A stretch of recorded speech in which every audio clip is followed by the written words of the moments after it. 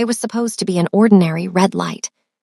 Rain fell in thin sheets, turning the road into a mirror of glowing brake lights and neon reflections. Engines idled. Horns were silent. Then impact. A sudden jolt pushed her car forward. Nala Brooks gripped the steering wheel, heart pounding, already angry before she looked in the mirror. Behind her sat a black luxury sedan, its hood low and imposing, headlights cutting through the rain like eyes that didn't blink. The driver's door opened. The man who stepped out did not rush. He did not apologize. He simply stopped. Because the moment their eyes met, something inside him fractured. Choi Sioran had faced knives, guns, and betrayal without flinching. But one look at the woman in the car ahead of him made his breath catch, and for the first time in years, he forgot how to move on. Nala Brooks had spent years teaching herself one rule: never depend on anyone. Life had taught her that promises broke easily, that help always came with conditions. So when the car behind her slammed into her bumper at the red light, irritation came naturally. What didn't come naturally was the silence that followed. No shouting, no excuses. Just a man standing in the rain, staring at her like he'd found something he wasn't supposed to lose. Choi Sioran was a man who controlled chaos for a living. His world ran on quiet orders, sealed rooms, and fear that never reached his own doorstep. People knew his name only after it was too late. He lived untouchable, unseen. Until that night. Until Nala turned in her seat and looked back at him. She didn't see a king. She saw a man too calm for an accident, too controlled for guilt. Something about him felt dangerous but not reckless, calculated, watching. He offered to pay for the damage. Then more than the damage. Then favors she didn't ask for and protection she never agreed to. Nala wanted distance. Sioran wanted closeness, quietly, carefully, obsessively. Neither of them knew that a single red light had just exposed a weakness powerful enough to destroy an empire, or transform it forever. Hello, family, where are you watching from? Kindly drop it in the comments so I can send special appreciations to you.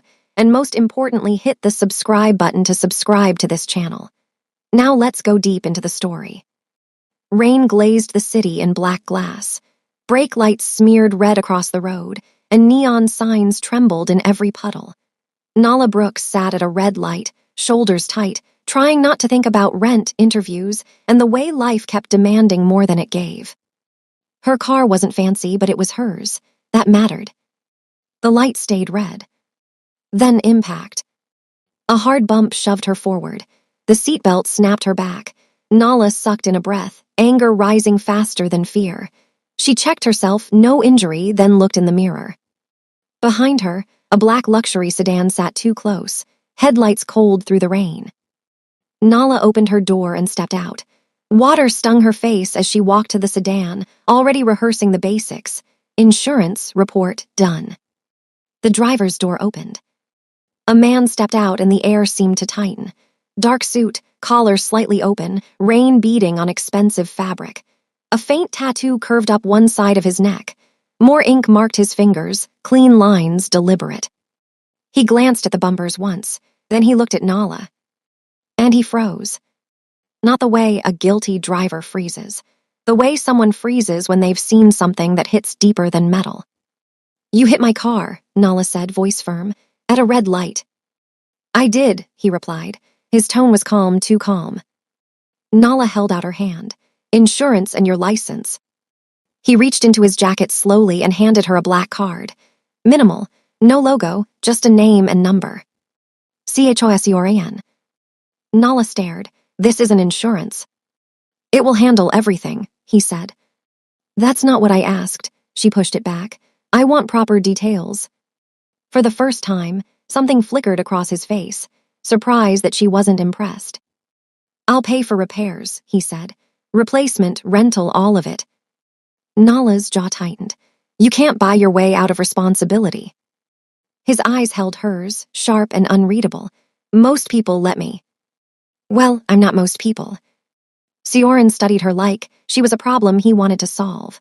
Then his gaze slid past her shoulder toward the side road.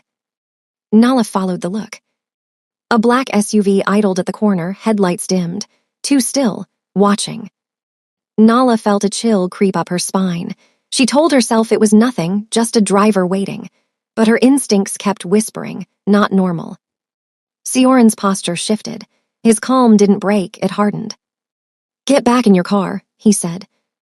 Nala blinked. "Excuse me." "Now, quiet, final." "I don't take orders from strangers," Nala snapped, but her voice wavered. She hated that it did. Sioran finally looked directly at her again. The intensity in his eyes made her chest tighten. 10 seconds, he said softly. "Trust me for 10 seconds. Nala didn't trust anyone, but something about his certainty, about the way he watched that SUV, made her move. She returned to her driver's seat. Rain streaked the window, blurring him into a dark shape outside. Sioran lifted his hand to his ear, as if adjusting an earpiece, and spoke one low sentence Nala couldn't hear. The SUV rolled forward. Nala's heart jumped, until it turned smoothly and drove away, disappearing into the rain as if it had never been there. Nala stared, breath caught. Sioran stepped to her window, close but not touching.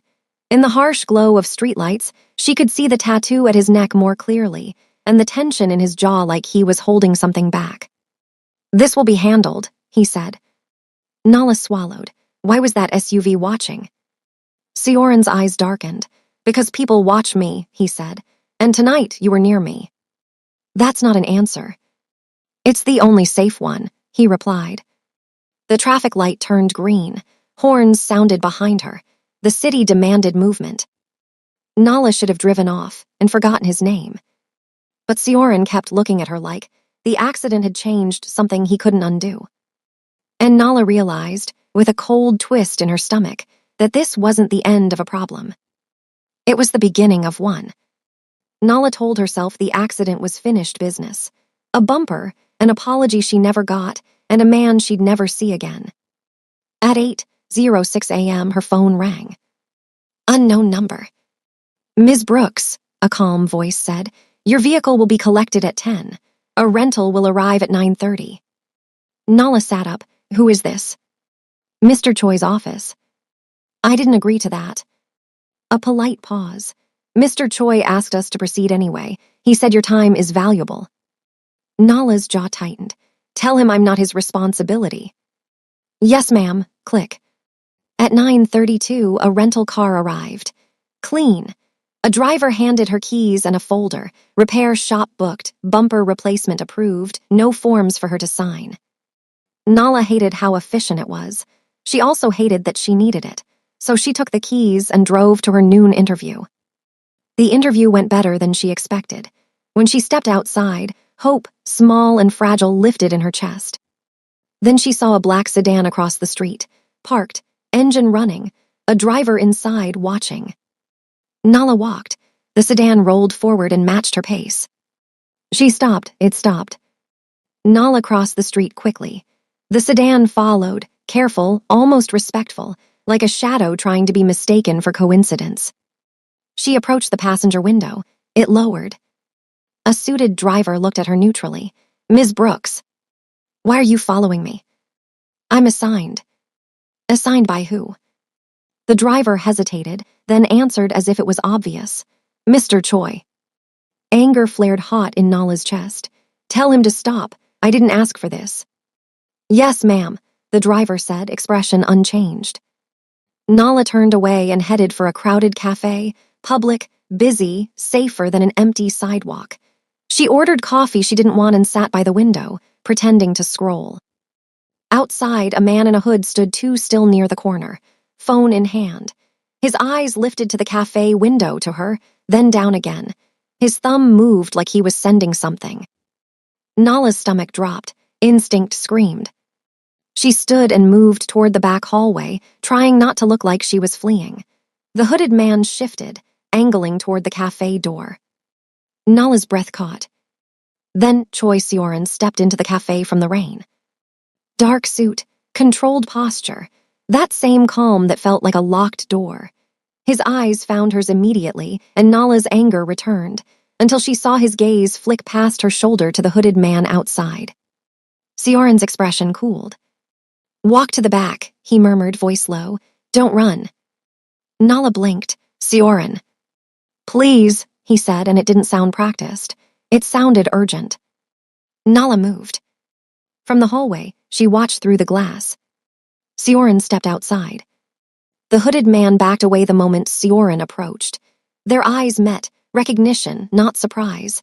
The hooded man turned and ran. Sioran lifted his hand to his ear and spoke one short sentence. Two men appeared fast, one from the side street, one from the black sedan. They moved with purpose, cutting angles. The hooded man hesitated, slipped on the wet pavement, and scrambled up. Sioran reached him first. He grabbed the hoodie, pulled him close, and spoke into his ear. Nala couldn't hear the words, but she saw the hooded man's face change, panic to fear to something worse. Sioran released him. The hooded man stumbled away into the crowd and disappeared. Sioran turned back toward the cafe, rain sliding off his shoulders like it didn't matter. He came inside and walked to the hallway. Nala stood there, heart pounding. Who are you? She demanded. For a moment, Sioran's calm looked like effort, like he was holding himself together by force. I'm someone you should avoid, he said quietly. Nala's voice shook with anger. Then why won't you? Sioran took one slow step closer, stopping before her space. Because they noticed you. Who? The people who watch me, he said. Nala's chest tightened. What do they want? Sioran's eyes darkened, and his answer landed like a threat and a promise at once. They want to see what I'll do for you. Nala felt the hallway narrow. Because in Sioran's gaze, she saw certainty. He already knew what he'd do. And it wasn't small. Nala couldn't sleep. She searched Choi Sioran's name until her eyes burned and found almost nothing. Dry company filings, dead-end links, a man shaped like fog. Her phone buzzed. Sioran, are you home? Nala typed back, stop checking on me. Sioran, I can't, not yet. She tossed the phone aside, annoyed at the shiver his words caused. Then a knock hit her door, soft, controlled, like whoever stood outside had all the time in the world. Nala grabbed her heavy flashlight and moved to the door. Who is it? It's me, Sioran said. She opened the chain a few inches. Sioran stood under the hallway light, hands visible, expression steady. Why are you here? Nala demanded. Because you're not safe, he said. That's not your call. A pause, then his voice softened. Please, just listen. Nala kept the door between them. Talk. The man at the cafe wasn't random, Sioran said. He was sent to see if you mattered to me. Nala's throat tightened. And do I? Sioran's eyes didn't flinch. Yes. The word landed too heavy for a hallway. Nala's anger flared to cover the fear. So this is your world. Sioran's jaw tightened. Yes. Then leave me out of it. I tried to, he said quietly, until last night. Nala started to speak, then noticed Sioran's gaze snap toward the stairwell. His whole body went still. Get inside, he whispered. Nala's stomach dropped. What? Now. She stepped back. Sioran shifted with her, placing himself between her and the hallway. The building lights flickered once, twice, and went out. Darkness swallowed the corridor. Nala clicked on her flashlight. The beam sliced through black and landed on a man standing near the stairwell, well-dressed, polite smile, eyes like locked doors. Mr. Choi, the man said smoothly, we need to talk. Sioran's voice turned ice cold. Jin-hyuk. So they knew each other. Jin-hyuk lifted his hands as if harmless. No cameras, no proof, it's cleaner. Nala tightened her grip. Who are you? A messenger, Jin-hyuk said, still smiling. From the chairman. Sioran's jaw flexed. Leave. Jin-hyuk ignored him and glanced at Nala. Do you know what he is, Ms. Brooks? Nala's voice shook, but she held her ground. I know enough. Jin-hyuk's smile widened. Then you know why you're valuable. Nala's chest tightened. Valuable to who? To the people who control him, Jin-hyuk said lightly. They think you're a weakness. They want proof. Sioran stepped forward, blocking the beam. You won't touch her. Jin-hyuk sighed as if bored. Bring her, he said, publicly 1 week. Nala's blood ran cold. Or, Jin-hyuk added, the chairman will come take her properly. From below, a heavy thud echoed, like the building entrance being tested. Another thud. Closer. Sioran's breath was steady, but Nala felt the tension in him like a wire pulled tight. He angled his body so Jin-hyuk had to look past him to see her, and he lowered his voice without turning his head. "When I say move," he murmured, "you go inside and lock the chain, don't argue." Nala swallowed. "You're talking like they'll break in." "They will," Sioran said, "if we give them time."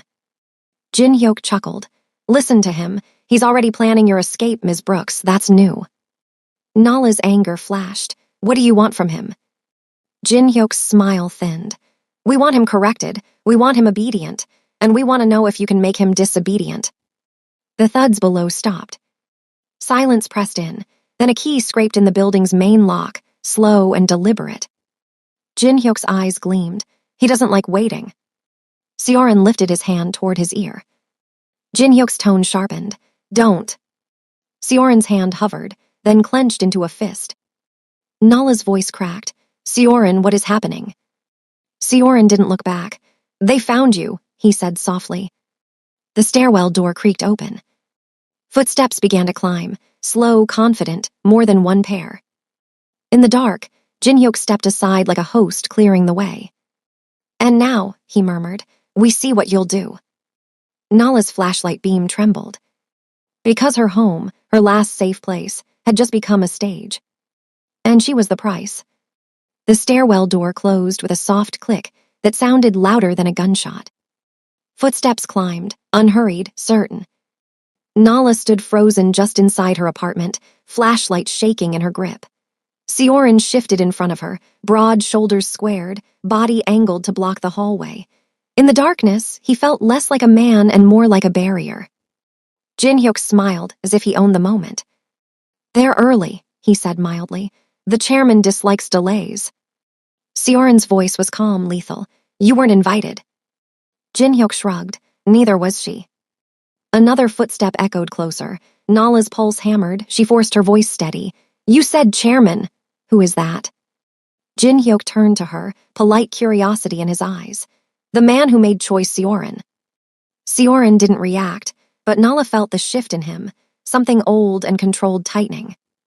"The chairman," Jin-hyuk continued, "built a system that rewards discipline and punishes distraction. Mr. Choi has been distracted." Nala's throat tightened. "Because of me." Jin-hyuk smiled thinly. "Because you exist." Sioran stepped forward. "This ends now." Jin-hyuk sighed, stepping back toward the wall as the stairwell door opened again. Two men emerged, dark coats, clean shoes, eyes empty, not street muscle, professionals. One of them spoke calmly. "Mr. Choi, you've been requested." Sioran didn't move. "Request denied." The man's gaze flicked to Nala. "Ms. Brooks, please come with us." Nala's chest went cold. She didn't move. Sioran's voice dropped. "You don't give her orders." The second man tilted his head. "We do when you refuse." Sioran lifted his hand to his ear. The first man raised a finger. "If you call them, the building loses power permanently.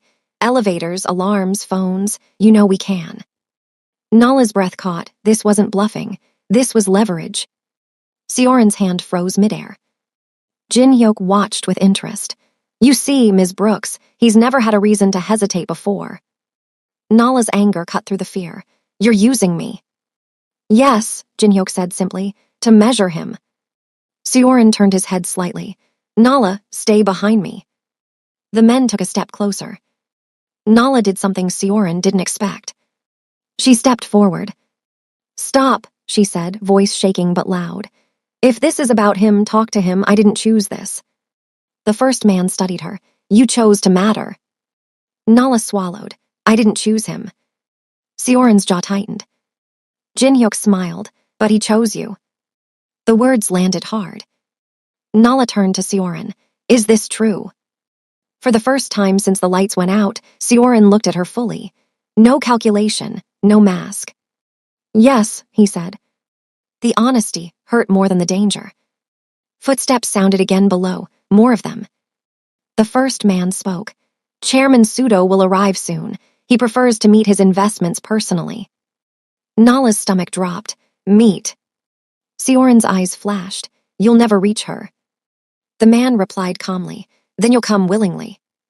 Silence stretched. Sioran lowered his hand from his ear. Jin Hyuk's eyebrows lifted, impressed. There it is, compliance. Sioran spoke quietly, every word deliberate. Leave, now I'll come. Nala's breath hitched. No.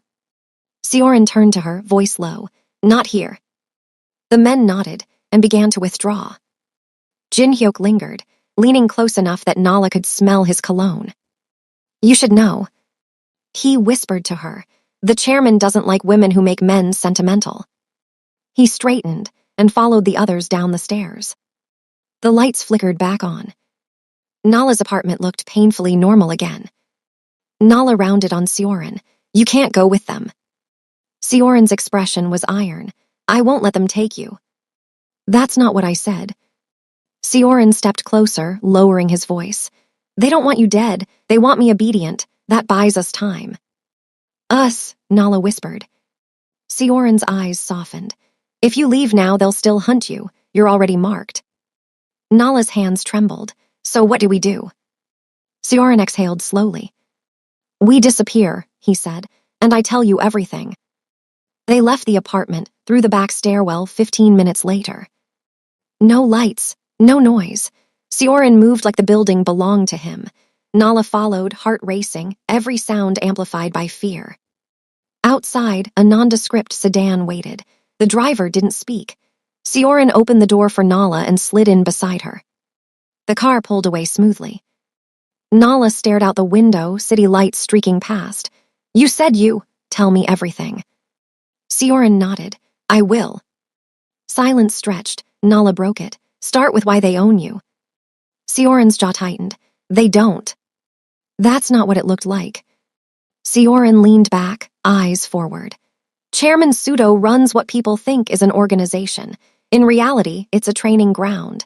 He identifies young men with nothing to lose and teaches them structure. Nala's stomach twisted. You were one of them. Yes. The word was flat.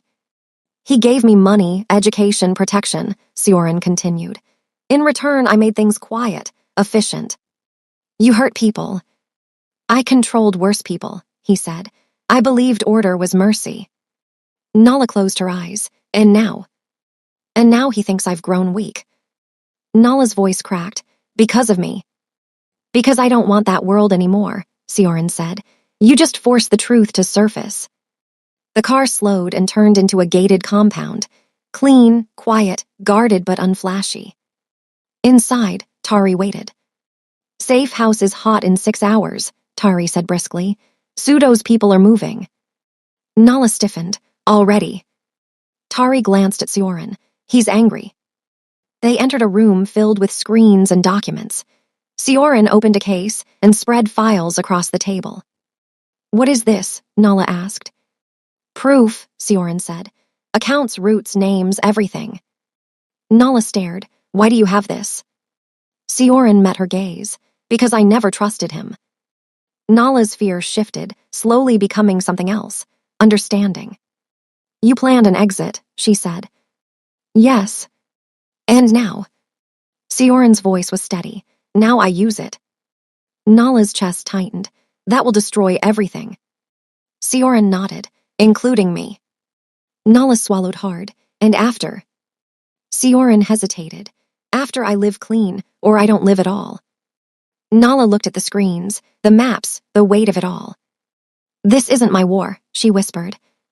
Sioran stepped closer. No, but it became yours when they said your name. Silence settled. Nala lifted her chin. I won't be hidden. Sioran's eyes softened. I wouldn't ask. Tari checked her phone. We're running out of time. Sioran nodded. Prepare the release. Nala's heart pounded. Release. Sioran looked at her. I'm ending this publicly. Nala's breath caught. That's suicide. Sioran's voice was calm. It's freedom. Nala studied him, really studied him, and saw a man ready to burn his past. Then I stay, she said. Sioran's eyes searched her face. You don't have to. I know, Nala said. That's why it matters. The first account froze at dawn. Tari watched the screen. That's 10% gone. Sioran didn't react. Expected. Nala paced the room. They're bleeding you dry. They're testing resolve, Sioran replied. Another alert sounded, then another. Tari exhaled sharply. They've called a public meeting. Sioran's gaze sharpened. Where? A restaurant downtown. Glass walls, witnesses. Nala's stomach dropped. That's a trap. Yes, Sioran said calmly. Tari frowned. You don't have to go. Sioran met her eyes. I do. Nala stepped forward. If you go, they'll kill you. Not there, Sioran replied. Too visible. And later, Nala asked. Sioran didn't answer immediately. Then he said, later is a risk I accept. Nala's chest tightened. You're choosing this. Sioran nodded. For the first time. Tari slid a phone across the table. Live stream ready. Financial Crimes Unit is standing by. Nala stared. You're turning yourself in. Sioran shook his head. I'm turning him in. Nala's heart pounded. And if it fails? Sioran looked at her. Then at least I tried. The weight of the moment pressed down on them all. Sioran turned to Nala. You can still leave. Nala shook her head. I'm not your escape, I'm your witness. A flicker of something, respect, relief crossed his face. Outside, the city woke, unaware of what was about to collapse. Tari checked the time. It's now or never. Sioran straightened his jacket. Then it's now. The restaurant sat on a corner like it wanted to be seen, glass walls, warm lights, valet lines stretching into the street.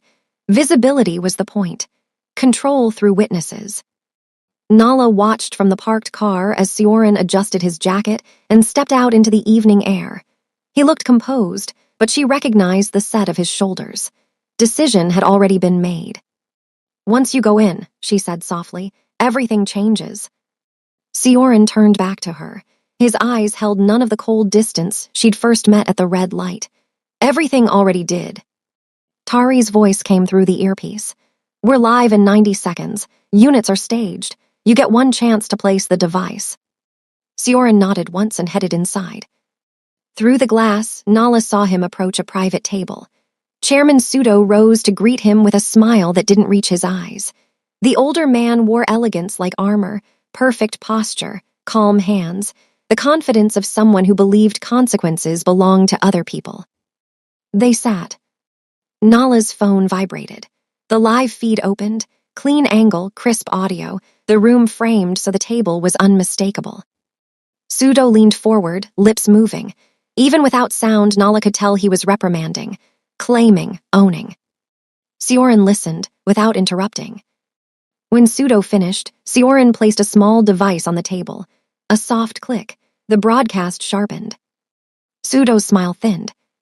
Sioran spoke. Nala didn't hear the words, but she felt their weight. Sioran's hands stayed open, palms visible. No threat, no weapon. Only truth. Pseudo laughed, dismissive, and waved a hand.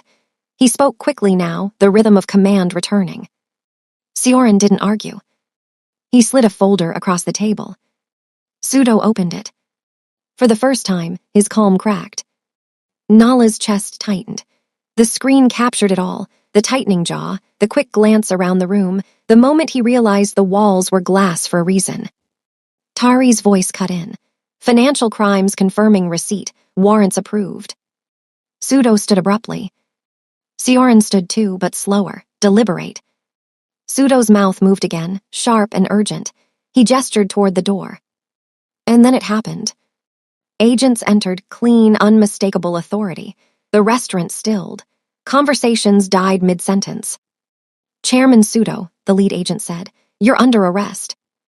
Pseudo turned, fury flaring. His gaze snapped back to Sioran. You, he hissed. Sioran met his eyes, calm, unmoved.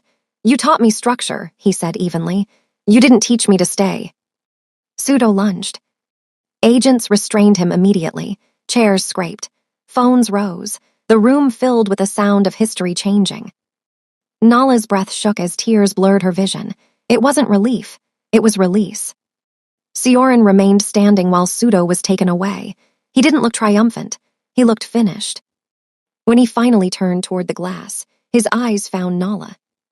Across the distance, across the storm he'd chosen to end, he gave her a single, steady nod. The broadcast ended. Tari exhaled. It's done. Nala sat back, chest heaving. Is it? Tari met her gaze. The Empire is. Nala watched the restaurant empty, watched Sioran step out into the night without shadows following him.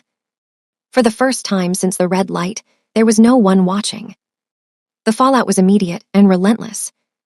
Accounts froze, names surfaced, doors that had stayed closed for decades opened overnight. Every network pseudo-touched unraveled with surgical speed. Sioran didn't hide. He sat with investigators for hours, answering questions with the same calm he'd once used to command silence. He didn't minimize, he didn't excuse, he explained. Nala watched from the edges, quiet rooms, late nights, coffee gone cold, learning what it looked like when a powerful man chose accountability over escape. You could have disappeared, she said one night as they sat on a balcony overlooking the harbor. You had roots. Plans. Sioran nodded. Running would have saved me. Ending it saved others. Nala studied him. That's not the same man who rear-ended me. A faint smile touched his mouth. No, he was distracted. Weeks passed. Headlines shifted from scandal to rebuilding. A legal firm launched quietly under scrutiny, shipping, logistics, transparent funding. Community projects followed, jobs, training, repair. Sioran didn't lead from shadows anymore. He showed up. Some nights, the weight still pressed down on him. Nala saw it in the silence he carried home, in the way he stared at water like it might remember things he was trying to forget. You don't have to carry this alone, she told him. He looked at her then, really looked. I never knew that was allowed. Nala took his hand. It is now. The world didn't forgive overnight. Trust never does. But progress came in measurable steps, audits passed, contracts signed, communities invested in. One evening, Sioran received a message and went still. What? Nala asked. He handed her the phone. Charges expanded. Pseudo's testimony implicated higher layers. The collapse reached farther than anyone expected. Sioran exhaled slowly. It's finished. Nala felt the truth settle. What happens to you? He considered the question. I build carefully, publicly, or I step away. Nala met his gaze. And us. Sioran's voice was quiet. Only if you still want it. She laughed softly. I stayed when I could have run. He nodded. Then I'll keep choosing you with consent, not control. They stood together at the rail as the harbor lights flickered on. No alarms, no watchers. Just a future that required work. The ring was simple. No spectacle, no flash, just clean lines and quiet intention, like the life Sioran was building. They stood on the pier at dusk, gulls circling, the city humming behind them. I can't give you perfect, Sioran said, only honest. Nala smiled through tears. That's all I ever asked. He knelt, steady hands opening the box. Will you build this with me? Yes, she said without hesitation. Applause broke out, Tari first, grinning, then a few friends who'd learned how to celebrate without drawing attention. The moment stayed theirs. Months later, the wedding was small, public enough to be real, private enough to be safe. Sioran wore no armor that day, just a suit and the ease of a man who no longer expected violence to interrupt joy. Nala met him at the aisle, grounded and certain. They chose vows that promised effort, not perfection, transparency, choice, partnership. Afterward, as the sun dipped and the harbor turned gold, Nala leaned into him. You know it started with a red light.